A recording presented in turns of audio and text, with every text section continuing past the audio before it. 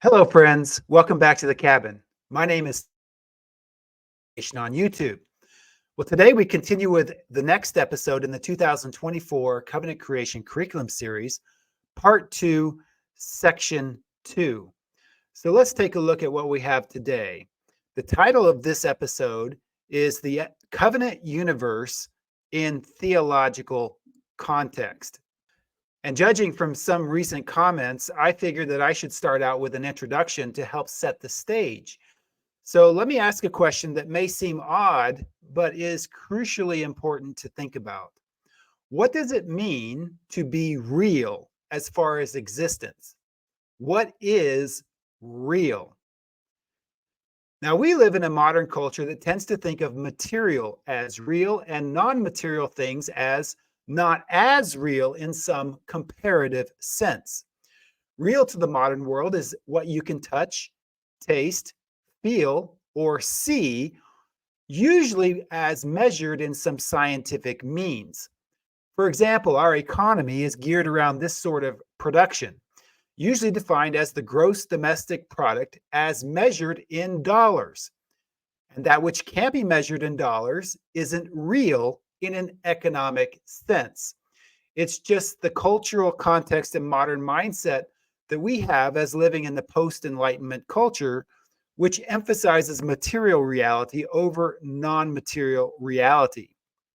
And the term for this perspective over the last couple of hundred of years is naturalism when it is pressed out to its logical consistency. Or we Christians sometimes view the world through a secular sacred distinction.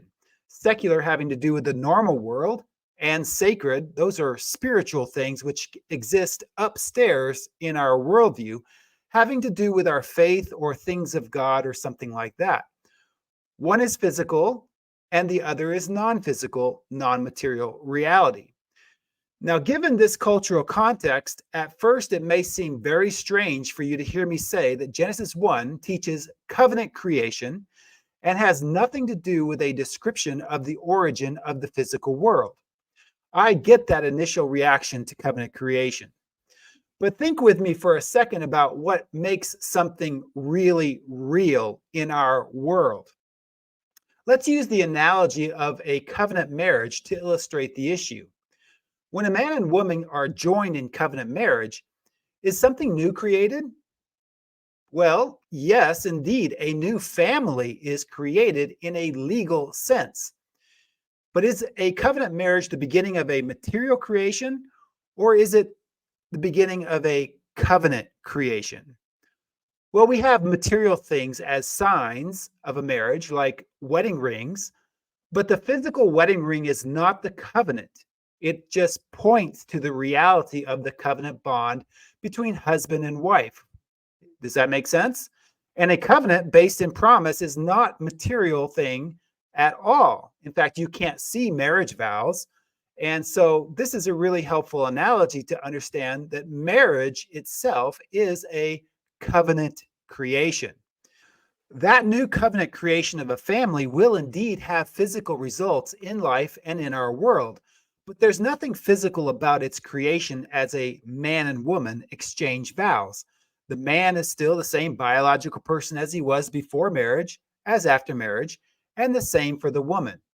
But they enter into a new covenant world from the day they get married. And that marriage covenant is real, even if it is not defined by material or physical things. So please understand that the idea of covenant creation as a non-material creation account describing the beginning of the old covenant creation does not mean there are no physical effects in our world as a result of God creating the heavens and the earth in Genesis 1:1. It is a legal covenant framework that provides the context for life in a kingdom and in covenant relationship. The very same issue could be demonstrated in American political history. I'm an American, so this may apply differently if you are a citizen of a different country. But America, as we know it today, was created on a particular day of July 4th, 1776. We call this the founding of the United States, when a legal statement titled the Declaration of Independence was drafted by men in Philadelphia. Now, was that Declaration of Independence the beginning of the physical land in North America, the material location of America today? No, all the physical things existed long before the creation of America. In fact, what was physically created on July 4th, 1776? Well, what kind of physical detail was involved in that creation day? Well, technically, materially speaking, a single parchment of writing was created that day. And then those men in Philadelphia put that parchment on a boat and sailed it all the way back to England to deliver to King George. Is the point of the story of July 4th, 1776, the material details of how that took place, both in Philadelphia and then a ship in the Atlantic Ocean, and then on to London with King George reading the Declaration of Independence? No, not exactly. The detail of July 4th, 1776 is covenantal and non-physical, related to the meaning of that Declaration of Independence for the future of America as an independent country, no longer under the administration of the Crown. Well, the 2009 Covenant Creation Conference recordings developed this legal aspect of covenant creation, if you want to examine that approach more in depth. So I'll offer it here just as a helpful analogy, but you can see the 2009 Covenant Creation recordings in a playlist on this channel. So did that day, July 4th, 1776, and the covenant creation in Philadelphia have physical effects in the world? Well, you bet. The armies of King George sailed, and the rest is, of course, what they say, history. And we could expand our vision out to all of American history since that time, with all the effects of American influence for both good and bad, and innovation around the world over that history even today. All those physical things are effects, but they are not the essence of the creation of America as a legal covenantal reality. It's not a material creation at all. Even citizenship, if you think about it very long, is not a physical reality. The reality of citizenship is non-material. It's covenantal. Yet it has all kinds of physical effects in this world. Now follow that line of thinking out with a biblical story. Genesis 1 is the beginning of God's kingdom. Adam is the beginning of the story that leads us to Jesus Christ. So the old covenant creation, considered in that wider context, did have tremendous implications for the physical world we know, even to the point of, if you really press out the implications, some guys in Philadelphia in 1776 writing a document and putting that parchment on a boat to sail to London, England, for a man named King George to read. So think of it as a long, long chain of domino effects in history. Genesis 1, viewed with an eye to fulfillment in Jesus Christ, sets off all those implications in the physical world, beginning in the ancient Near East of Mesopotamia, and to countless generations all over the world. It's a bit mind-boggling to think that a covenant creation explains so much about our history and about our world. But everyone who is married can understand how a covenant creation can and will change your life. Well, covenant creation related to Genesis chapter 1 is a lot like that. A political legal creation is real in a way that it provides the foundation for the organization and regulation of the visible world that we have today in our culture and our society.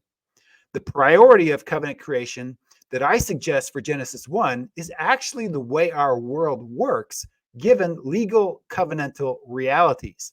The physical effects aren't the point of the story, but they inevitably follow as a result. Now, that's a long introduction, but as we get into this material, let me start off with a helpful citation from an article from Brian Godawa, who is a Christian filmmaker and writer. His article is titled Biblical Creation and Storytelling, Cosmogony, Covenant, and Combat. And I'll leave a link in the description if you want to read the whole article, which I do recommend. It's also on the beyondcreationscience.com website. But follow along with these citations. Brian writes, the creation of the covenant is the creation of the heavens and the earth. The covenant is a cosmos, not a material one centered in astronomical location and abstract impersonal forces as modern worldview demands, but a theological one centered in the sacred space of land, temple, and cult as ancient Near Eastern worldview demands. So we open up with this citation showing that original cultural context and mindset is important for Genesis creation studies. Continuing on in this quote, Brian writes, this covenant as creation word picture is reiterated in a negative way when God judges nations and cultures. If creation of covenant involves establishing the foundations of the heavens and the earth, then covenantal judgment involves decreation imagery of the destruction or shaking of heavens and earth. Haggai conveys this decreation polemic against the nations. Then the word of the Lord came a second time to Haggai, saying, speak to Zerubbabel, governor of Judah, saying, I am going to shake the heavens and the earth. I will overthrow the thrones of kingdoms and destroy the power of the kingdoms of the nations. Note there, following up on our last session, that there is a kingdom aspect of covenant in Bible prophecy. Let's continue.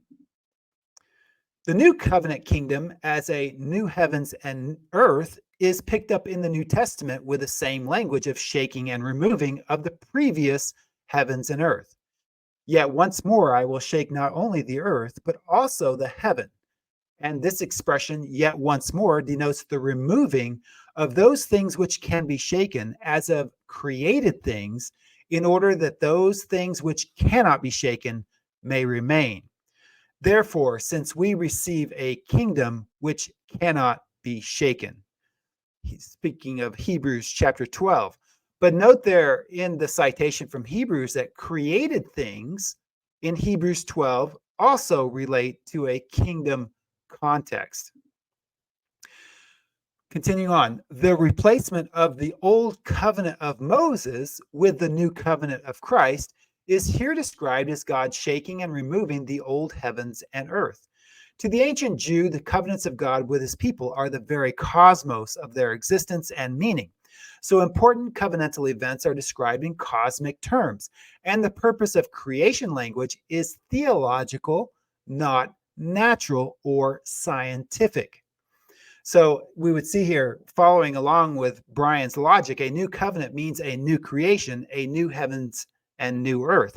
This is all about a covenant transition from old to new. And then the citation concludes with this statement. A merism is a phrase of joined opposites that indicate a totality. The Hebrew for heavens and earth has long been accepted as a merism of the ordered cosmos, whereas the modern scientific mind conceives of cosmos as a physical system of materials and their properties. The ancient Near Eastern mind of the Hebrew conceived of cosmos as the covenant order of God.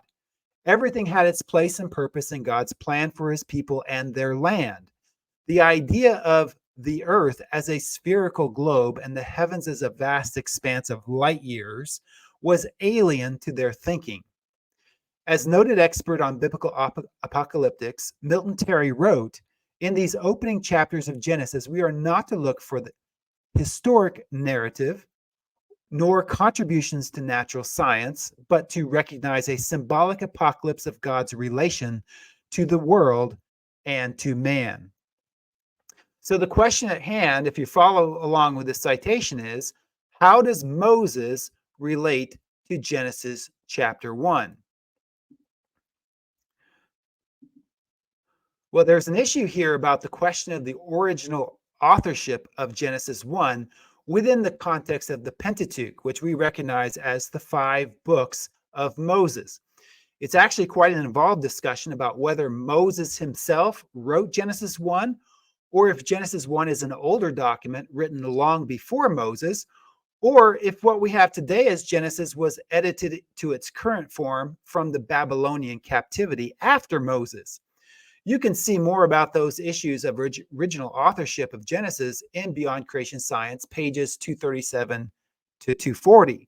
I personally take an early date on the authorship of Genesis for reasons explained in the book. But the specific details of original authorship are not relevant to the fact that Genesis 1 is categorized as the opening of the Pentateuch, what we call the 5 books of Moses. So traditionally speaking, Moses has been associated with Genesis 1:1 in some way. And perhaps we could even consider the possibility that Moses edited prior writings of Genesis that came into his possession. So it is more of a both and perspective rather than an either or perspective. But back in our opening episode of this series titled Thorns and Thistles, we saw how Deuteronomy 32 related to Genesis via Hebrews 6, 7, and 8. But that example is not the only relationship. Look at how David Chilton explains the connection between Deuteronomy 32 and Genesis 1 as far as the detailed language used. Speaking of Israel, Moses writes, "He found him in a desert land and in the wilderness, wasteland, as an eagle stirs up its nest, hovers over its young." That's from Deuteronomy 32, 10, 11. And David Chilton explains that language this way. He says, Moses uses 2 key words in this passage, waste and hover. Both of these words occur only one other time in the entire Pentateuch, and again, they occur together in Genesis 1:2. Waste is used to describe the uninhabitable condition of the earth, and I'll note here that that's the eretz, or gi, depending on if you're reading the Hebrew or the Greek Old Testament, at its creation without form, and hover is Moses' term for the Spirit's activity of moving in creative power over the face of the deep. God is not careless with language. The covenant on Sinai was a recreation, a reorganization of the world, speaking of the Genesis 1 creation. Similarly, St. John borrows terminology from the same passage in Moses to present that message to the church. God has brought to fulfillment the provisional recreations of the old order. The coming of Christ has brought about the definitive recreation, the new covenant. That's from Days of Vengeance. But that's a powerful demonstration of covenant creation. The recreations, plural, of the old order, singular, is all placed right next to the definitive new covenant creation. So where does Moses begin as the Pentateuch? Well, Genesis 1:1 is the beginning of the 5 books of Moses. And Genesis 1 is also the beginning of the Old Testament as well, which is a word that means covenant. Think of this as Old Testament as the Old Covenant, which theologically considered, then, the Bible goes from Old Covenant order to New Covenant in Christ. Now, here's one of the problems with reading Genesis chapter 1 as plain literal record of the description of the physical universe. If you start with that assumption, you're going to miss key details in the text of Genesis chapter 1. That's where we read this. Then God said, "Let there be lights in the firmament of the heavens to divide the day from the night, and let them be for signs and seasons and for days and years. For lights in the firmament of the heavens to give light on the earth." And again, that's gi or eretz in the original. Now, I will cover the eschatology of the firmament in an upcoming episode, but is the Hebrew referring to a general statement of clock time for all of humanity as a whole, or all of history as a whole, as we would expect if this was about the origin of the physical universe? Well, no, it does not. The Hebrew explicitly refers to time used with a covenant purpose. It does not refer to normal clock time at all, nor does it refer to humanity as a whole, but specifically to Israel, the earth, or gi. Notice the citation from Bernard Ram. He says the sun and moon were to function for man, and of course, when you see that word, you should probably think Adam, for seasons. By an analysis of the usage of the word seasons, Maunder indicates that it means religious seasons, not the 4 seasons of the year. The position of the sun indicates the various times for daily sacrifice, and the position of the moon for monthly sacrifices. And to this quote, you could add the idea that the years there are related to Jubilee year Sabbath. That's from Bernard Ram, The Christian View of Science and Scripture. Now, this is also captured by a recent teaching by Pastor David Curtis, where he explains in one of his sermons this.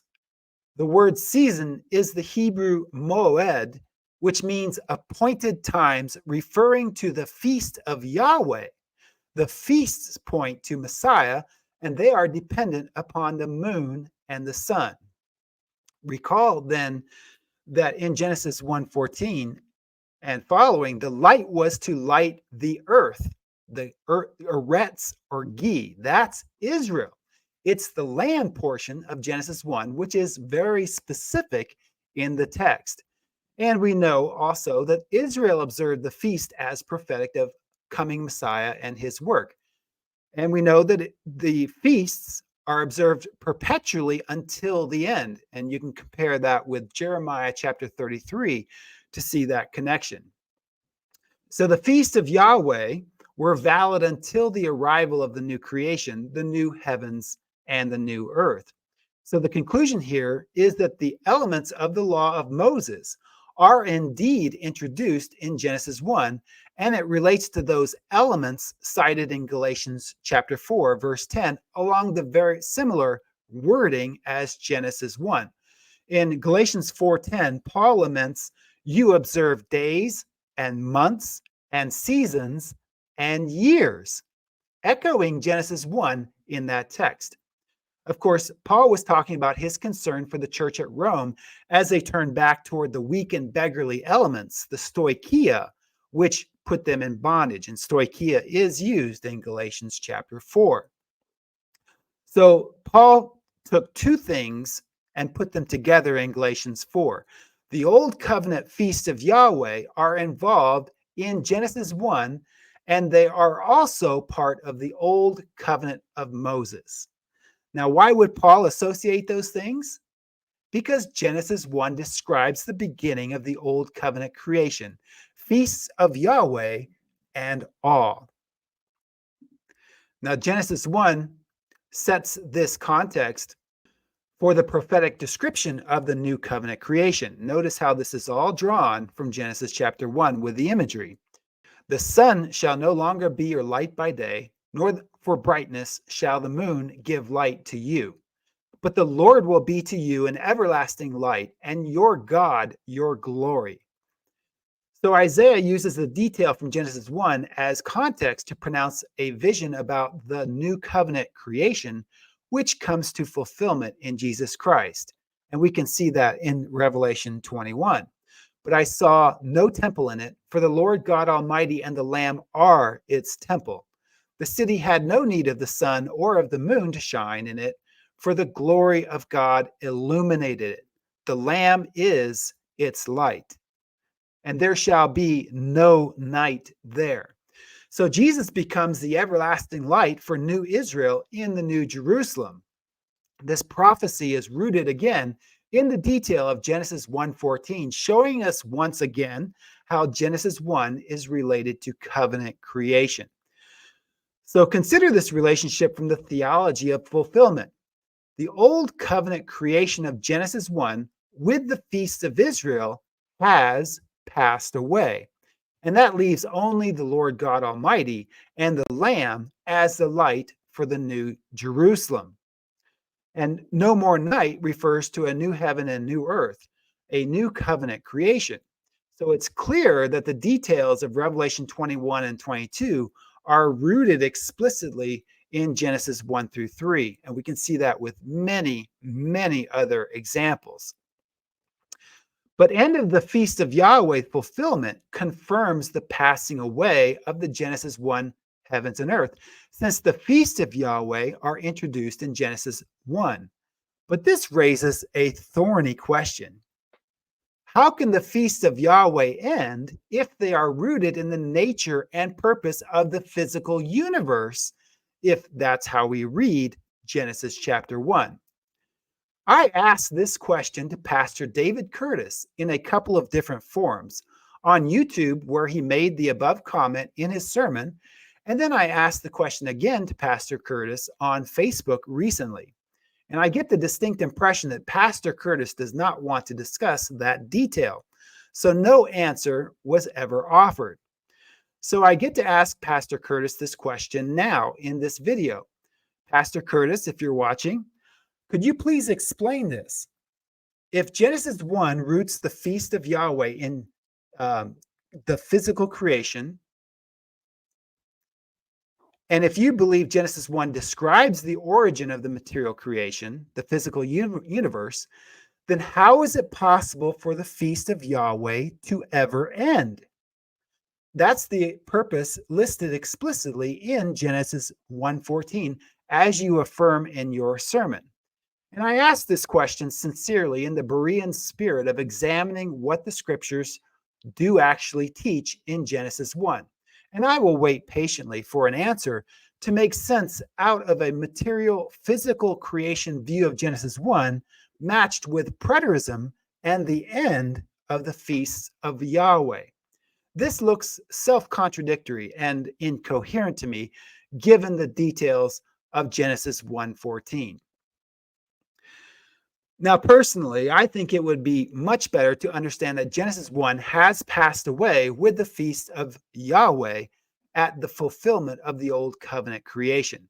And if this was a covenant creation detail related to Israel, wouldn't Genesis 1 pass away with Israel's old covenant heavens and earth by AD 70? Well, note what else is introduced in Genesis chapter 1. Which is a prominent element in the law of Moses. Then God blessed the seventh day and sanctified it, because in it he rested from all his work, which God had created and made. And I have to say here, I believe I'm going to nominate the very first chapter break as the worst place for a chapter break in the entire Bible. You notice my heading here says Genesis 1, but my citation comes from Genesis 2, because the reason I do that is because, a more logical place to put that chapter break is probably Genesis 4 or Genesis 5 somewhere. But I'm just going to take the liberty of associating the seventh day Sabbath portion of the creation account as part of Genesis chapter 1, since it's clearly one united text through the Sabbath pronouncement. But a couple of things to note here. Regardless of the original authorship of Genesis, God sanctified the Sabbath at creation, which we would all agree is long before the giving of the law at Sinai. Did you catch that? According to Genesis, God sanctified and blessed the Sabbath day at creation, not at the time of the Exodus. That means the source of the Sabbath law is creation and not Exodus. So Sabbath had been sanctified and blessed by God from the beginning of the old covenant creation. Follow the detail of what Moses says regarding the Sabbath law in the Ten Commandments of Exodus 20. He says, "Remember the Sabbath day to keep it holy, for in 6 days the Lord made the heavens and the earth, the sea, and all that is in them, and rested the seventh day. Therefore the Lord blessed the Sabbath day and hallowed it." Now, what's the context of the Ten Commandments in Exodus 20? Well, the context is bondage, right? Why does Moses call on Israel to remember the Sabbath day? Well, because the context of Exodus is the deliverance from the bondage to Egypt, where Israel was not free to observe the Sabbath. They had forgotten it. They were Pharaoh's slaves who worked 7 days a week to meet their quotas. So the Sabbath law in the Ten Commandments calls Israel to remember the Sabbath, because the Sabbath law for the old covenant creation had been instituted way back in Genesis chapter 1 at creation. It was not instituted in Moses' day as far as the authority for the Sabbath law. The command is drawn from creation. In fact, think about the story a little bit here, because Moses initially requested that Israel go into the wilderness for what reason?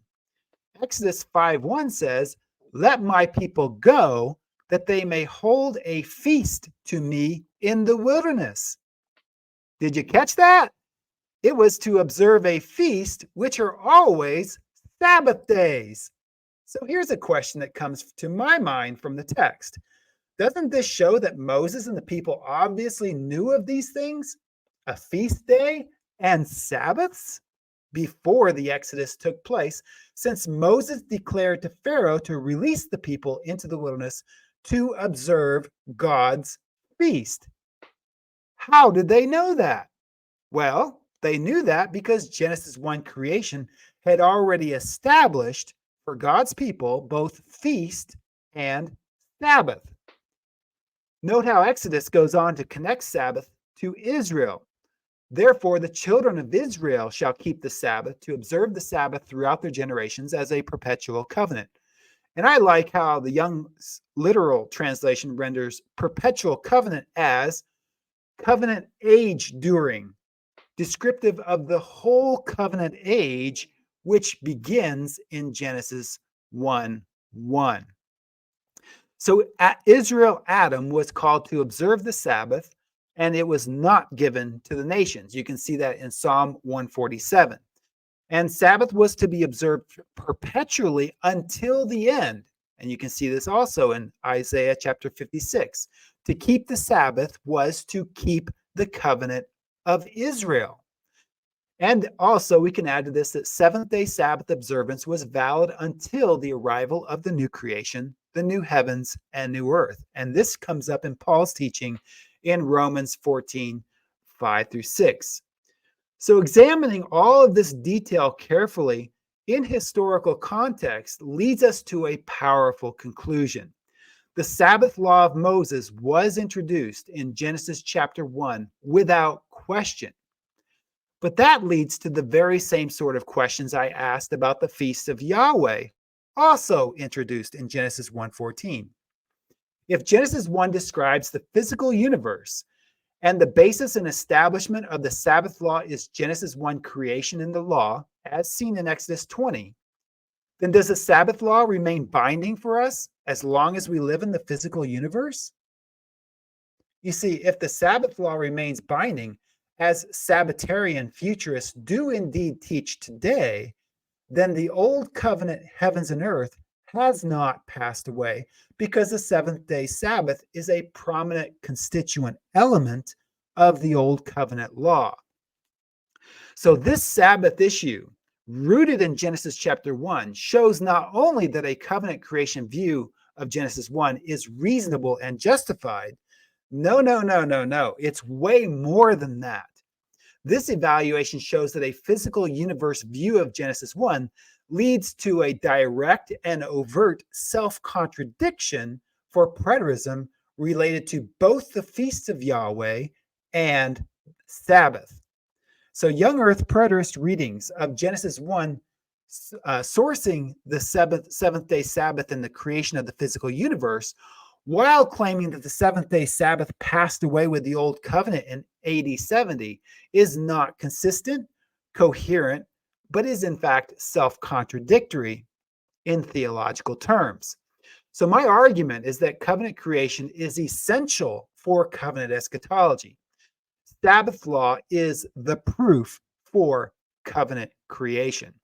Genesis 1 describes the Old Covenant creation as a source of both the feast of Yahweh and the seventh-day Sabbath. Therefore, the Genesis 1 heavens and earth, which passed away in totality by AD 70, is the actual truth, and preterists understand why. Genesis 1 cannot refer to a description of the physical universe if preterism is true. Call it the Sabbath law proof for covenant creation. Now, in our next part 3 of this series, we're going to examine the details of the Garden of Eden more in depth. And then also in our next episode, we're going to examine the covenant universe in temple context. But I need to introduce that angle here in order to examine the theology of temple across the pages of Genesis. Here's a fascinating observation from Hebrew scholar John Sailhammer. He explains it this way. It is especially interesting to find that the description of God's placing the man, that's Adam, Israel, in the garden also bears a strong resemblance to the later establishment of the priesthood for the tabernacle and temple. Thus, it is no surprise to find that the description of the garden erected by God in chapter 2 should also suggest similarities to the tabernacle and the temple. In describing the garden, the author's primary interest is to stress the beauty of the gold and precious stones throughout the lands encompassed by the garden. Now, if you study the early chapters of Genesis, you'll see that the next time gold is mentioned in Genesis is in relation to Abraham, who had much gold. Do you think that's a coincidence? Well, Abraham, Adam have tremendous parallels in the story, and I'm going to explore those parallels in depth in part 3 of this series. But also remember, the high priest served near the gold in the Holy of Holies. The high priest also wore an ephod of gemstones. And if you connect those details with Revelation, you'll see that New Jerusalem becomes a city garden with streets of gold built of precious gems. That would be treasure taken from the land. And New Jerusalem has gates of solid pearl. That's treasure taken from the sea. That cannot be a coincidence that the eschatological temple in Revelation 21 and 22 presents a glorified image of the details of Genesis 1 and 2. That theological connection illustrates covenant creation in Genesis 1 and 2 to match the new covenant creation described later in Revelation. Now, following that temple theme and theology, we can understand that Genesis 2:4 through 3:24, the garden scene, is a temple text related to the garden land and focused on the holy place and temple. And we'll look again at this more next episode, but one key distinction between Genesis 1 and Genesis 2 is that the name for God given to Israel is used in Genesis 2, but not in Genesis 1. Yahweh appears as the name for God given to Israel in Genesis 2, whereas the name for God in Genesis 1 is Elohim, usually translated as Most High God. And Elohim is used of all believers in the Old Testament, including Gentiles.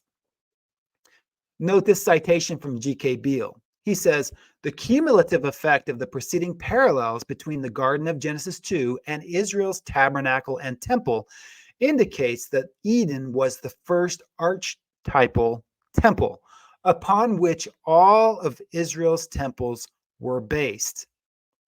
So this strongly suggests that Adam was the first Old Covenant man and priest of God to others around him. Because the whole purpose of a priest is to do what? Priests represent others to God. And I'll explore the implications of this part of the story in part 4, and they are absolutely beautiful when placed in the context of the gospel of Jesus as the high priest of Christ to all nations. And we'll get there in time. But notice how G.K. Beale continues with this temple context observation that makes sense of the details across Genesis in the context of the Old Covenant. The patriarchs practiced Old Covenant worship wherever they went. He writes this, commentators have not noticed something very interesting that the Adamic Commission is repeated in direct connection with what looks to be the building of small sanctuaries. Though they built no buildings, these patriarchal sacred spaces can be considered sanctuaries along the lines comparable to the first non-architectural sanctuary in the Garden of Eden. The result of Abraham, Isaac, and Jacob building altars at Shechem, between Bethel and Ai, at Hebron, and near Moriah was that the terrain of Israel's future land was dotted with shrines. Thus, all these smaller sanctuaries pointed to the greater one to come in Jerusalem. Could the Old Covenant context for Genesis be made any more clear than that? It is patently obvious that all the patriarchs practiced Old Covenant worship, including animal sacrifices. And this indicates and confirms the Old Covenant context of Genesis from Genesis 1 forward in redemptive history.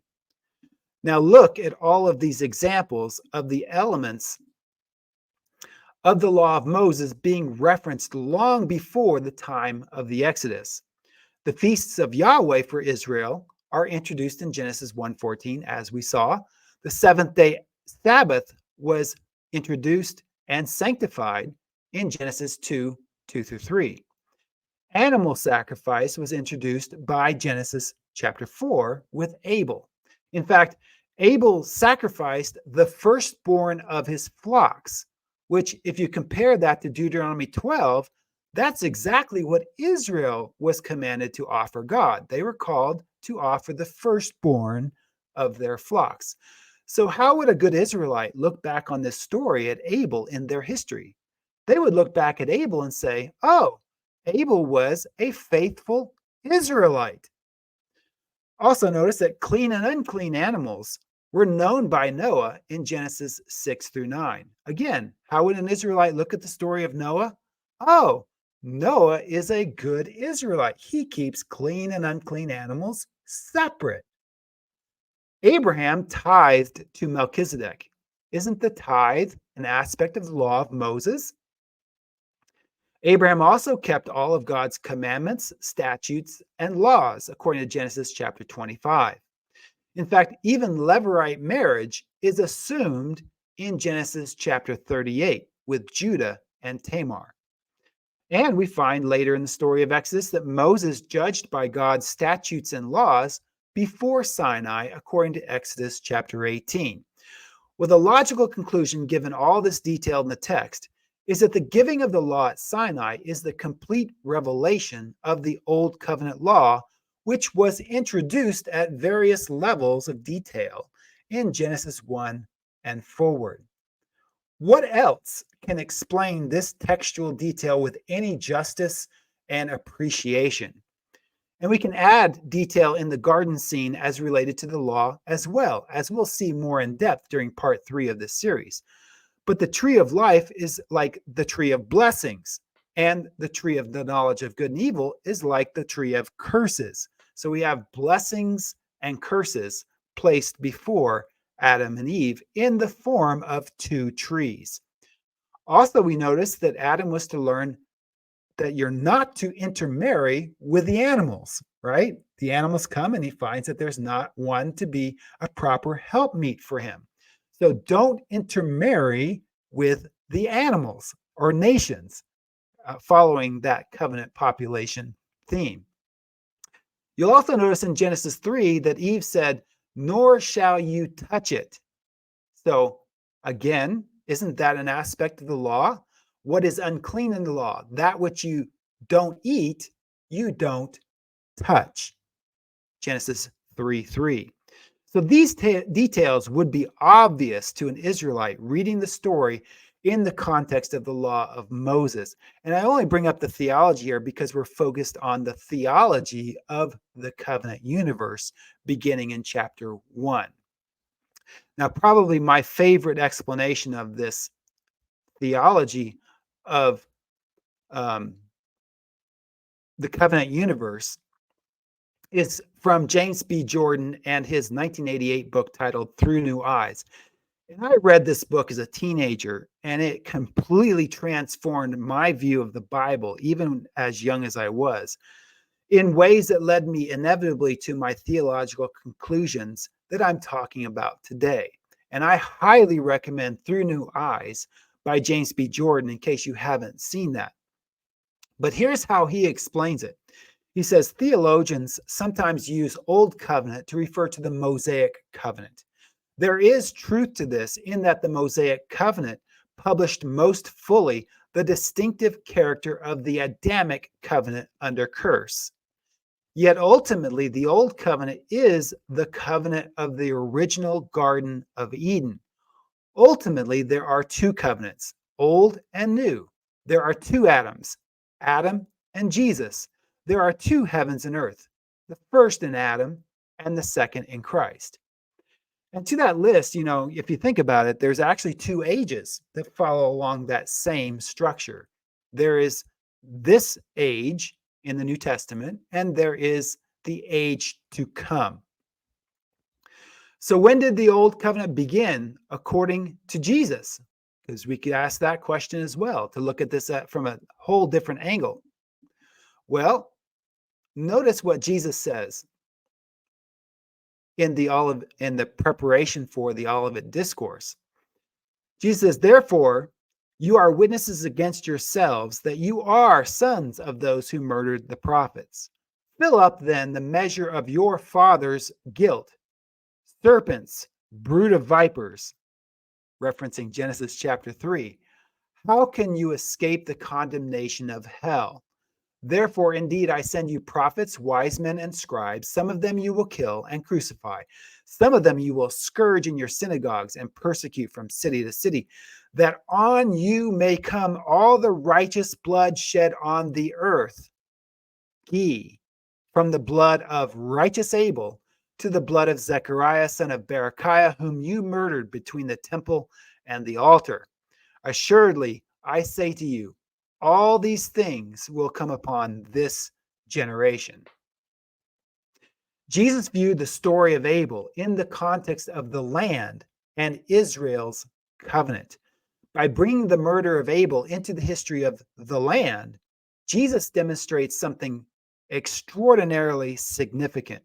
Israel's story is the extension of the story of Abel, and that last generation of Israel would be held accountable for Abel's blood, because the story of Adam and Israel is one united whole. So this is just one more evidence to see how the story that begins in the beginning in Genesis chapter 1 is the protology of Jesus' teaching about the end of the age, when even the blood guilt for Abel's murder is resolved with the judgment of this generation. Now, moving along here, I referenced Hebrews chapter 1, 10 and 11 in our last episode as a demonstration of how the eschatology of the Old Covenant creation begins in Genesis 1. I need to add here that the Genesis creation context of Hebrews 1 is more fundamental than merely the phrase "in the beginning" in verses 10 and 11. Hebrews 1 opens with an explicit reference to Genesis creation as the ages. God, who at various times and in various ways spoke in times past to the fathers by the prophets, has in these last days spoken to us by his Son, whom he has appointed heir of all things, through whom also he made the worlds. Now, the actual Greek here is ages, plural, and it's the same language as Hebrews 11:3, which also makes a connection to Genesis creation. But notice how the translators here have no idea what to do with it except insert world or universe or worlds into the text. So the NIV says, "through whom also he made the universe." Or the NASB says, "through whom also he made the worlds." And that's sort of interesting. They kept the plural there of the Greek. But the Young's literal represents this correctly. He says, "through whom also he did make the ages." So why do translators do that? I mean, the answer is pretty obvious, right? The answer is simply because their interpretation of Genesis 1 as the origin of the physical universe forces them to violate sound hermeneutics and import their conception of Genesis 1 by default. So, that translation is based purely and entirely on the unexamined theological presupposition that Genesis 1 is talking about the universe. However, I should note here, they fully understand, just by watching the way the translators render this, that Genesis 1 has to match the subject of Hebrews 1. Well, covenant creation, on the other hand, follows sound hermeneutics by allowing the New Testament to interpret the Old Testament meaning. Remember, in our earlier episode titled Biblical Hermeneutics and Culture, we saw how the Old Testament must always be interpreted in light of the fuller revelation and clarity of the New Testament. So it goes just the opposite direction than what translators attempt when they smuggle in a universe or material creation definition of Genesis 1 into Hebrews chapter 1. The book of Hebrews is clearly about the Old Covenant creation, not the physical universe, as shown by a comparison of the language of Hebrews 1:10-11 with Hebrews 8:13. It's the Old Covenant that is aging and it is ready to pass away. It is covenant worlds in comparison from the beginning of Hebrews to the end.